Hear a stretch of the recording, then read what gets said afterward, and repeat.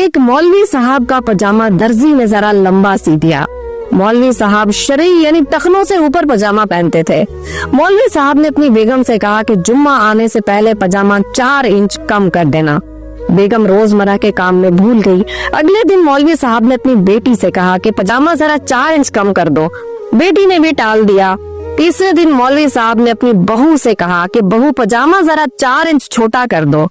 بہو بھی روزمرہ کے کام کاج میں بھول گئی۔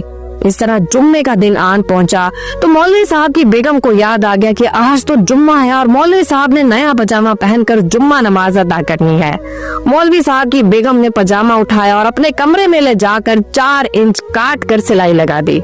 پھر اچانک سے بیٹی کو یاد آیا کہ آج تو جمعہ ہے، ابا جی نے پاجامہ پہننا ہے۔ بیٹی نے بھی 4 انچ پاجامہ کاٹ کر سلائی لگا دی۔ ایک دم سے بہو کو یاد آیا کہ آج جمعہ ہے اور سسر جی نے نیا پاجامہ پہننا ہے۔ بہو نے بھی 4 انچ پاجامہ کاٹ کر سلائی لگا دی۔ مولوی صاحب نے غسل کیا اور جب پاجامہ پہننے کے لیے مولوی صاحب نے اٹھایا تو وہ پاجامے کے بجائے کچھ اور بن چکا تھا۔ پاکستان کی غریب عوام کی حالت بھی روز روز نئے ٹیکس لگا کر مولوی صاحب کے اس پاجامے جیسی ہے۔ جس کو یاد آتا ہے کہ خسارہ کم کرنا ہے، وہ نیا ٹیکس لگا کر ہماری تنخواہ کو چھوٹا کر دیتا ہے اور ہم تک پہنچتے پہنچتے تنخواہ مولوی صاحب کے اس پاجامے جیسی ہو جاتی ہے۔